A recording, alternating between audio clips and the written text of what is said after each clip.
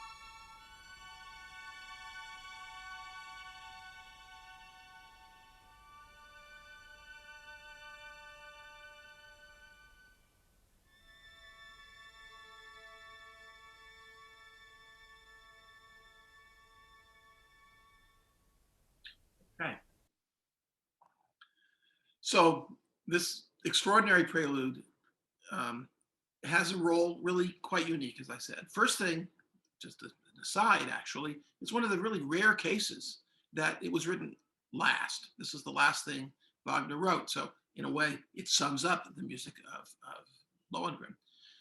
And on the other hand, it introduces one of the really main ideas of Lohengrin, the music that we associate, of course, with the Grail.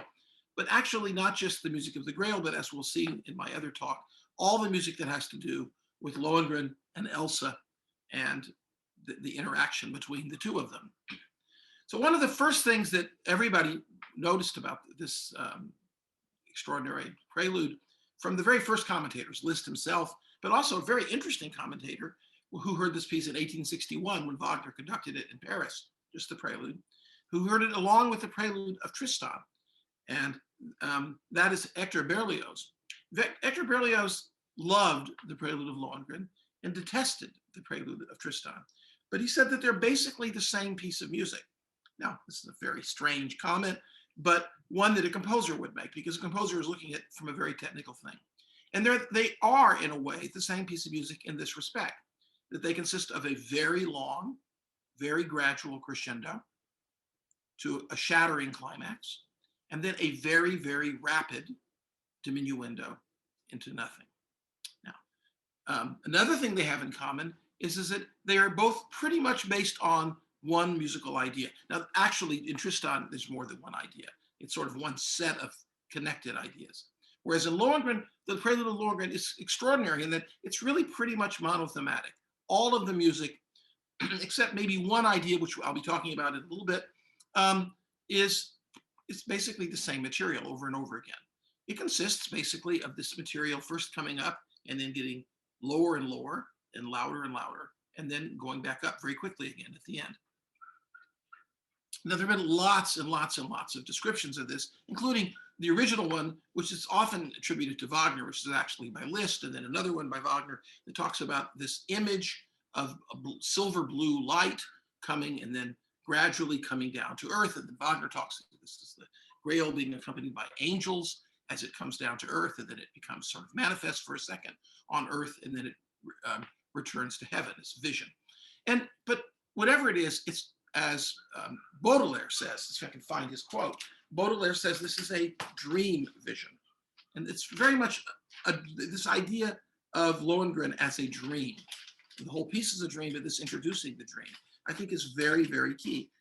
Baudelaire says it creates an ecstasy made of voluptuousness and knowledge because it shows the invisible as in a dream.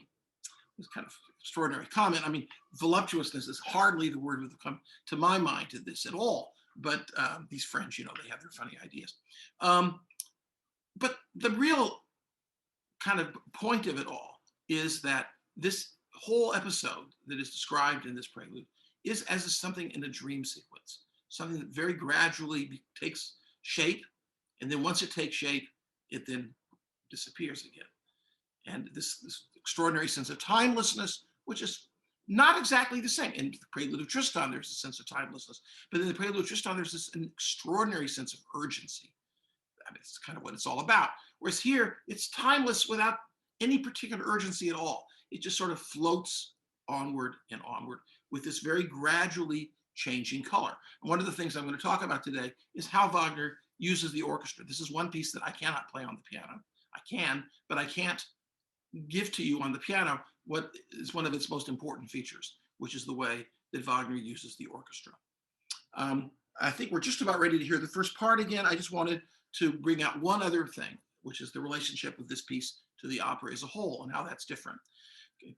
In the case of most operas, the preludes to operas either set the stage or give us sort of a kind of thumbnail review of what the plot is going to be about, or various elements in the plot. If we take, for instance, the overture to Flying Dutchman, we hear sort of lots of different themes that are going to come up later in the piece, and which gives, as we've spoken about before, the extraordinary advantage to the composer that the listener, when they hear Elsa Cinta's ballade, or when they hear the sailor's dance, that they recognize it from things that they've already heard in the overture, or perhaps elsewhere. Or in the case of Tannhäuser, where it sets up in the meeting Tannhäuser these two sort of great oppositions, the world of the pilgrims, of desire for salvation, and the voluptuous world of Venus and the Venusberg. And it sort of, and again, it introduces the music that we're going to hear later. Or in the case of Tristan. Now, Tristan is the closest because of its monothematic and the way that it sort of has this design of this great arch that goes very gradually up and then very suddenly down again. In Tristan, it sets up, again, Tristan, the prelude of Tristan, this prelude ends actually. There is a direct ending, very soft, but it ends on a cadence, A major cadence. The Tristan doesn't end, it moves right into the first act. And the case of Tristan is that it prepares the world. It describes the world in which Tristan and Isolde are living. And the very concept of this world based on the idea of longing, of Sehnsucht. And actually, the piece will return to this world, where there'll be a kind of a return to the prelude now, much faster, much more urgent, at the end of Act One, at which time they're going to move into a new world. The material from the prelude remains, but the world changes. But this is not at all what happens here in the Prelude of Lohengrin. Prelude of Lohengrin, this is an image of a world which has been presented, which in which remains the same for the entire opera. The people interact with the world, especially Elsa, and the music will show these interactions, but ultimately this dream world exists exactly as it's presented at the end. In other words, it really sums up the idea of the dream, which is in a way what Lohengrin is about, or about the interaction of this dream with this other world, with the world of Elsa, and also with the world of King Henry, and of course of the villains of Ortrud and Telramund. And humanity is large, and wars with the Huns and the whole thing. But this dream is what it is. It remains as a dream. And of course, this is also why, and I'll be talking about this in my other talk, Lohengrin is, as Thomas Mann says, the quintessential romantic work. He calls it the apotheosis of all romanticism. The prelude of Lohengrin, and especially the moment in Elsa's dream, which kind of conjures up this prelude of Lohengrin, is the apotheosis of all romanticism, because in a sense, in Wagner's sense at least, romanticism is based on this dream of the impossible. It's not an accident, for instance, that at the same time in German painting, we have the paintings, or just a little bit earlier, of Caspar David Friedrich, who paints these pictures of people looking at something ideal. They're looking outside of their world at some ideal world. Well, the Grail here represents this ideal world. So now, I'd like to hear the first excerpt from, this will be the beginning of the prelude, and I'm going to talk a little bit about what happens and what's going on in the orchestra in the first part of this prelude. Just one little comment before we start is, imagine what this must have sounded like when Liszt first made the world premiere in 1850. Wagner is in exile, couldn't be there. Wagner dedicated this piece to his great friend Liszt with an almost embarrassingly flattering homage to him on the front page of the score. Liszt's orchestra in Weimar had a grand total of 8 violins. And as you'll hear at the beginning of this piece, the violins are divided into 4 soloists and then 4 other groups, which are supposed to be very, Wagner writes, stark besetzt, which means with lots of people on each part. But of course, that wasn't the case, since there were exactly 8 violins to start with. So this piece was not created under ideal circumstances. So let's hear now the first part of the Prelude of Lohengrin.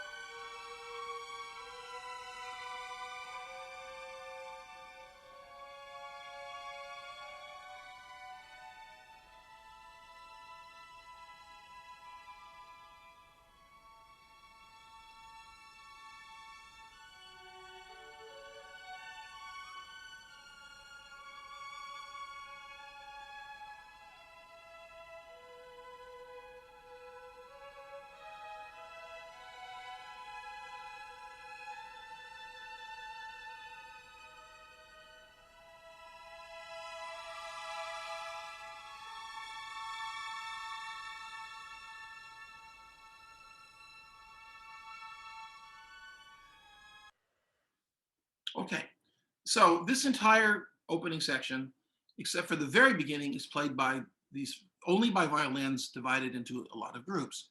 When they first initially come in, they come in playing something called flageolet notes. They actually alternate between the other violins are playing and these are playing, but they're high. And it's not just that they're super high. The flageolet notes are artificial notes. So they have no vibrato, almost no expressive content. They're just sort of pure high sound. Wagner is not the first composer to use them, but this is a very um, uh, a special and very, very exposed example. Now, at the very beginning, Wagner introduces something which he's going to do again at the end, which is an extraordinary orchestrational coup. He doesn't just start it with the violins alone. He starts it by yes, the violins alternate with the flageolet tones. The regular violin playing with the artificial tones, but alternate between them. They're played with the flutes and oboes. And what that does is, then when the violins are alone, the flutes and oboes just play two chords in alternation, two A major chords. It's all very subtle. But what the result is that then the violins by themselves sound even more by themselves. See, if he'd have started with the violins by themselves alone, then it would have all sounded just the same. But having the change of colors between the instruments and then leaving the violins alone by themselves up in the highest register gives this extreme sense of ethereal heights, let's say. That using violins alone in ethereal heights is something that he'll do again, for instance, when Siegfried goes through the fire and first comes to the top of the mountain. But here, with the violins all divided in the way they are, it's a very, very special orchestral color. And the entire passage that I played for you up to here is just that. Only at the very end of the passage is it starting to change. He's introducing a change of key. This entire passage is in A major. He never gets away at all from A major. And he sticks to one really basic idea, this idea of alternating and from A to F sharp, which is a third away, and the other is A to what basically is its dominant. It alternates full arpeggio effects. And I just wanted to bring that out because it's forecasts another time where Wagner is going to have groups of solo violins, and in that case also solo violas, play wonderful sort of background arpeggios to give this extremely sound. And that will be in Brangena's Watch in Act 2 of Tristan. So Wagner remembers this effect that he has here, and he uses it again in a rather different way. So now I'm going to play just 1 second.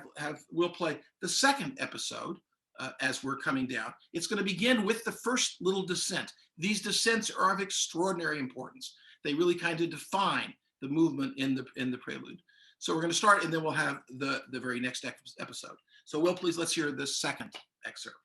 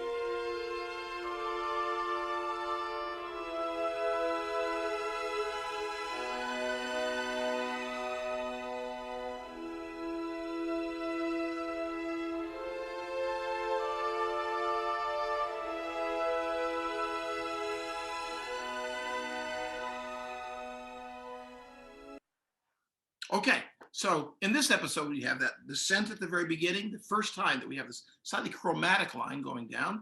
And then we have a whole new color come in. It's the color of the flutes, oboes, and clarinets, now joining into the violins. And the flutes, oboes, and clarinets are doing something which they're not supposed to do, according to the rules, so-called, of instrumentation. They're really playing as a choir. They're all playing in unison.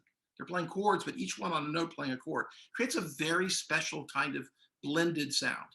It's hard to say what sound comes out prominently. And actually, composers were always told to avoid this. Composers will have instruments, the wind instruments play. Beethoven is one of his favorite effects. It's having like the flute, oboe, and bassoon play an octave apart, or the flute, oboe, and the horn play an octave apart. But this is flute, oboe, and clarinet playing exactly the same notes. And of course, the danger is, for first thing, especially between the oboe and the clarinet, are problems of intonation. They sound out of tune. But Wagner is willing to take that risk here because he wants this very particular blended sound. Now, something else is going on in this section. First thing, in the content of the section, not just the orchestration, is that before he had, but now he's moved, this whole section is an E major. First section was an A major, this is an E, which is the dominant, the closest key to A major. But here, he also does, goes back and forth with that as well. So he's added not just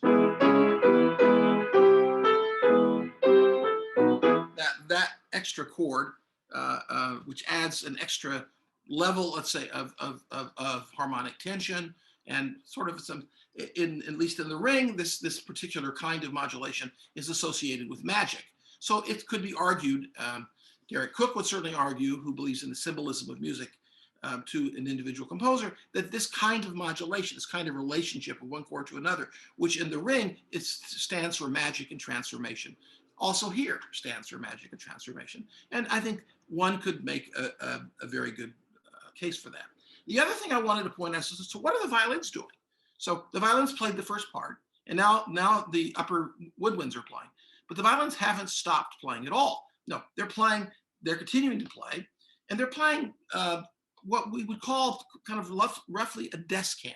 A descant is sort of a melody over the melody, which sort of is decorative, adds beauty, and sometimes adds real content. For instance, if I just play the violin line here, once the strings come in, they do their little descent.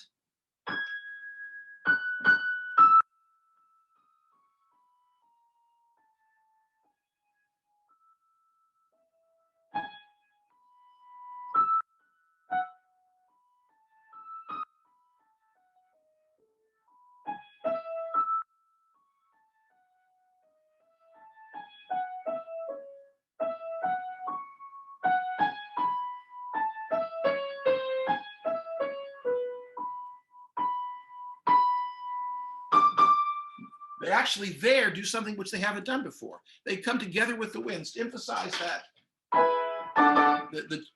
the surprise harmony, the more intense median chord. But anyway, you get this. So the violins have this very beautiful, expressive line that sort of just wanders. Now, this would be a perfect example of the idea of endless melody. Actually, the whole prelude, in a certain kind of way, is endless melody, since it never stops. There are no pauses. It just goes through what we call periods, like long sentences. But this particularly, because it really doesn't seem to go anywhere in particular. It just floats beautifully over the top. But one thing it does do, and it will continue to do in the next sections, it will get more and more expressive in its own right. So now, let's hear the next excerpt, the third part.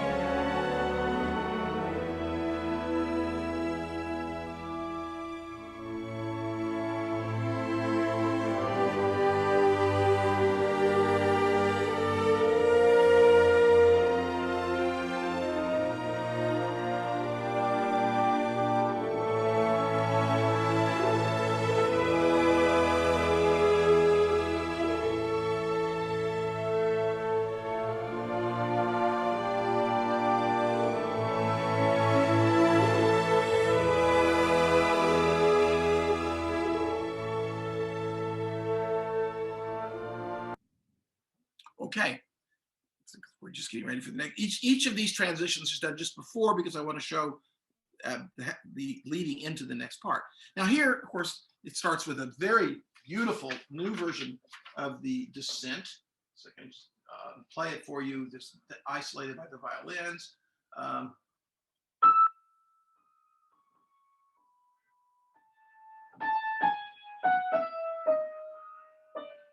Becomes a little bit more chromatic as the violins carry us down into the new register. Now this time the melody is played entirely by the horns and the bassoons. But he also brings in the lower strings. It's been violins alone. Now he brings in the violas, cellos, and basses. So it's a much more full sound. The other winds keep on playing, but they're playing just harmony. They're playing very minor parts. The violins continue doing what they were doing in the previous part. In other words, they're still playing their descant, let's say, they're expressive, but it's more and more expressive, right? You don't hear it terribly well in this performance, but right away the second violins, as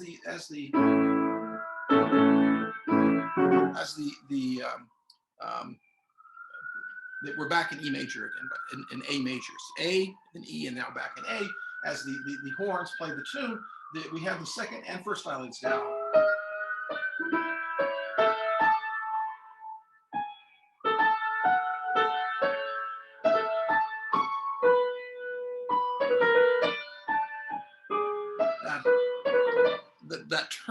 That turn is going to become very important later.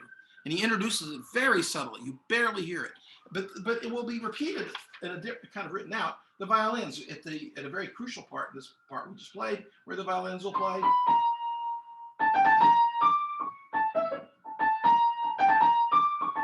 And that's a place where Wagner actually cheats. He doesn't cheat, really. There's no cheating. He's free. He's the composer. But he doesn't do what he's been doing. We're introducing each section of the orchestra as a group, a new sound. Here he introduces a new sound early, because in this part, we right where I played the violin part, we have the trombones and tuba playing.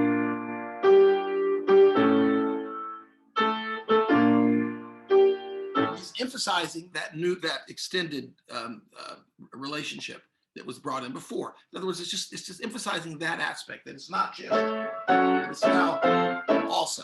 So there's this newer indication. So he cheats a little bit with the sound. I don't know if you're not really paying attention that you notice there's a new color being played, but there very distinctly is a new color being played. So now it's growing, it's getting lower. Now we're going to have the next section, which will be the climax. Let's hear it.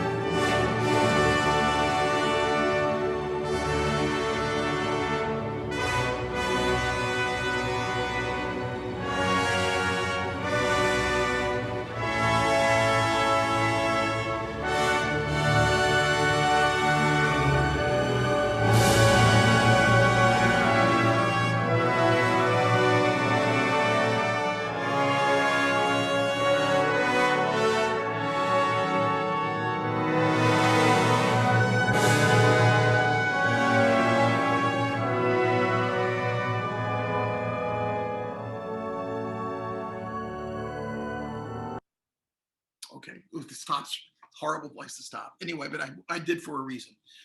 Okay, so here we have the entrance of the rest of the brass, the trumpets, the trombones have already come in, but we didn't know it, so to speak, and the timpani, and of course then the great cymbal crashes. We have these two big cymbal crashes that sort of I think underline the sense of an arrival of climax. However, there's going to be two more extremely wonderful cymbal crashes in the next part, which I think lead to a whole new idea in Wagner's use of cymbals and percussion in general, and very, very much looks forward to the Ring and Rheingold in particular. One of the interesting things about Wagner's use of percussion is that he uses less and less percussion as his style goes on, until in Parsifal there's very, very little. And when it is, it's kind of just sound effects like there's Wind Machine and Thunder, I think, when Klingsor's realm is destroyed, and then of course the bells. There's not theoretically percussion, I guess. Well, it is, but that's part of the scene painting. But percussion as percussion, there's tons of it in Rienzi, and there's just less and less of it as it goes along. But he becomes more better and better, more imaginative in his use of it. Especially in this case, it'll be the cymbals played very softly and for really, I think, very magical effect. Now, in this part we just heard, Wagner does something else which breaks the rules and actually goes very much against his own grain, although he'll do it again. Because at first the heavy brass comes in this blaze now of D major. So the climax is in D major, not in the tonic, but in the subdominant end. That relationship. It won't stay in D major terribly long, but very definitely the point of arrival is a D major chord, which kind of an interesting structural idea. It will, of course, go back to A major. So tonally speaking, the prelude is A major, E major, A major, D major, A major, which is sort of a nice, you hear it by itself.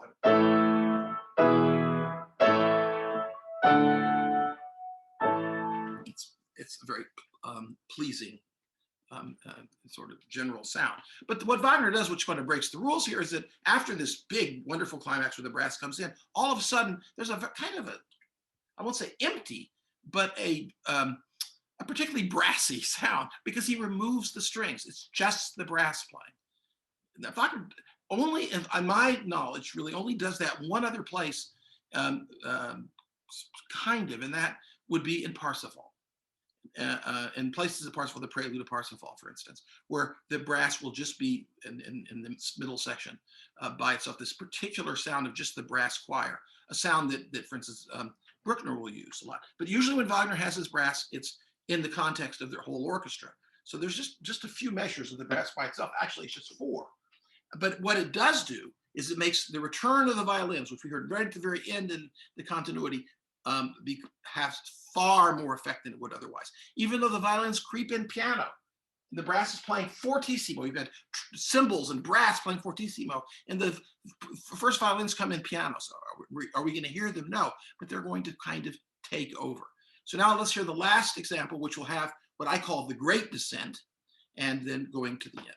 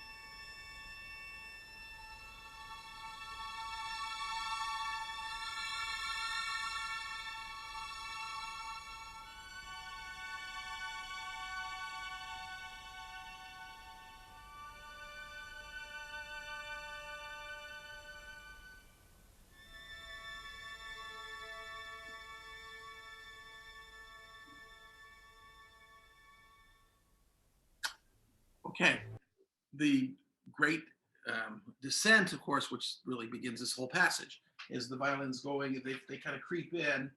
Uh,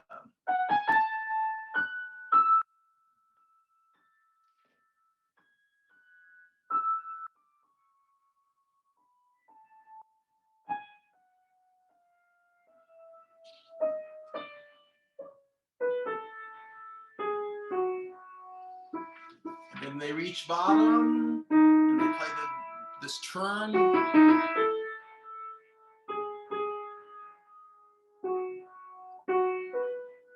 go back down.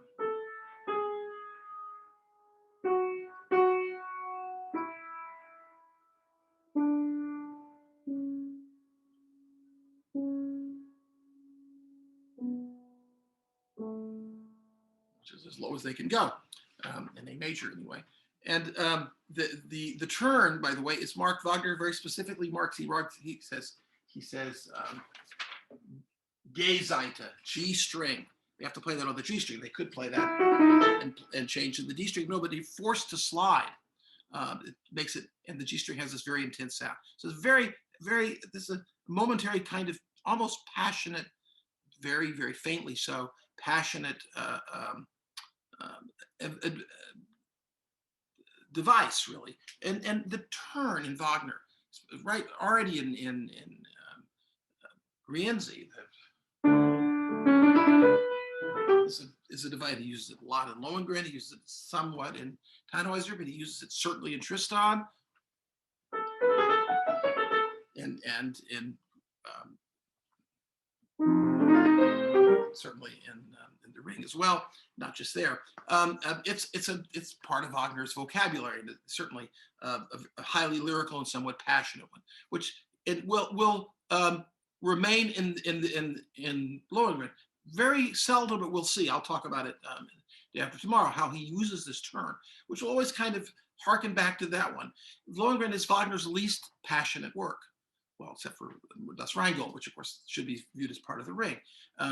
Everything is extraordinarily chaste, let's say. There's not, even though Baudelaire uses the word voluptuousness, he's talking about the sound itself as voluptuous, but the actual story and the people, it's a very, if there was ever not a sexy wedding night scene, the one between Lohengrin and Elsa would certainly be it. I mean, I guess they never have a chance to warm up before she pops the question, and that's it. But in any case, it remains extremely, let's say, chaste in a way. But this is the one kind of let's say, passion that would introduce there. And what is that? It's the interface, isn't it? It's the bottom place as this descent of the Grail, this heavenly dream vision comes and hits the ground. There is this momentary spark as it hits, before then it rises back up. Now, just this last part is just a miracle of orchestration, and one could spend a long time talking about the various effects. The way Wagner accompanies this violin descent using the changing brass colors and things is fantastic. But also, I hope you noticed the two cymbal crashes. The first one, when he, you can't call it a crash since it's playing pianissimo on that first note, and then at the very end when it gets.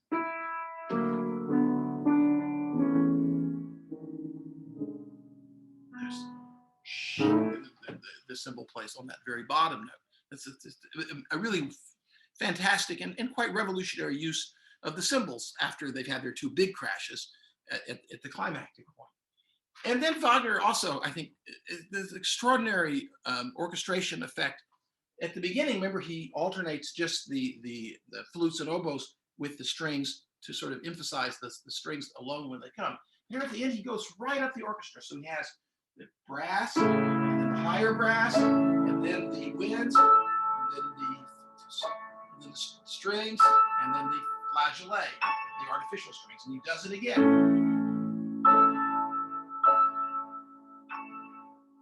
Before he has the final cadence and just the strings alone, the strings end it by themselves. So he kind of, again, makes this wonderful kaleidoscope. And here they overlap. The sounds actually overlap. Well, they do at the beginning too.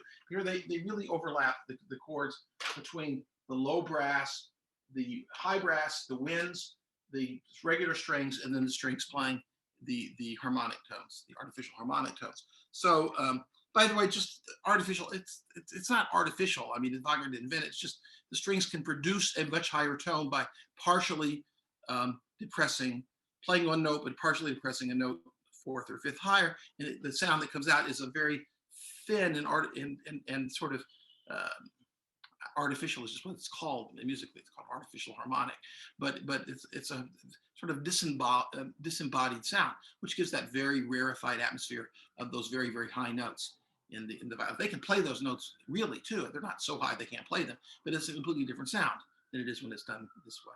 So it's a very much an orchestrational effect. Okay, so we've covered the whole sort of arch of this fantastic composition, and this composition that I think remains kind of is a dream. It doesn't introduce the drama.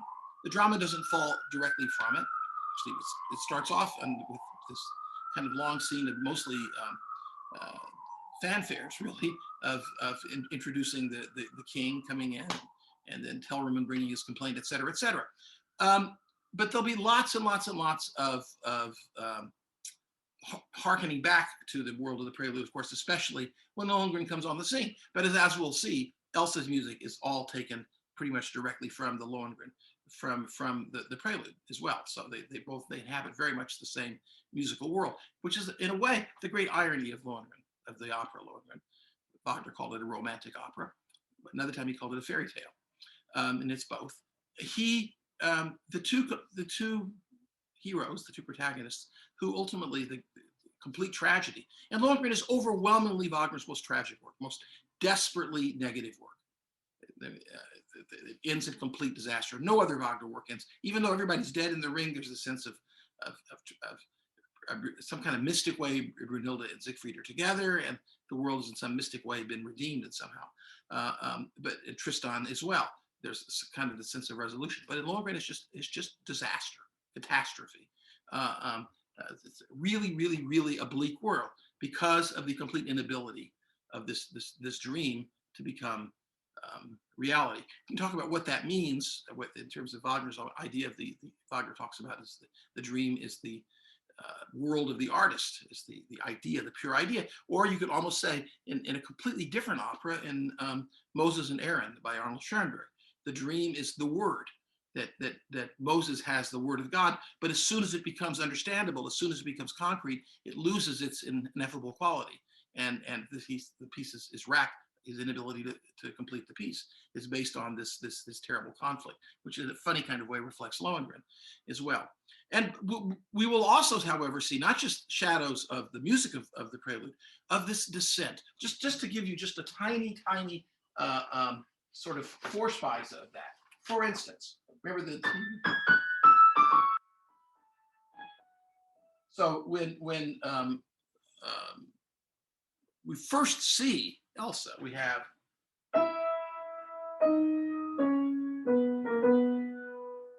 which is the shadow of this descent when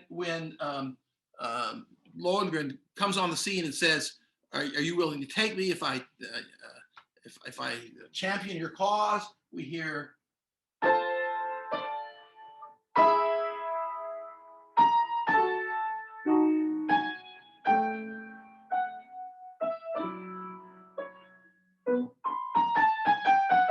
which are exactly the same notes in a different harmonization a little bit that the violins played in this great descent. So this great descent, which is it's kind of the concept, the idea of the piece. The Grail in the person of Lohengrin, this ideal, descends to earth and tries to find some kind of union with it and fails to do so. So in this respect, this dream world of the world of Lohengrin, this prelude encapsulates what will become the idea of the piece as a whole. So we'll talk about how this interacts with the rest of the music in the piece and what it means for the piece as a whole in my next talk. Thank you very much.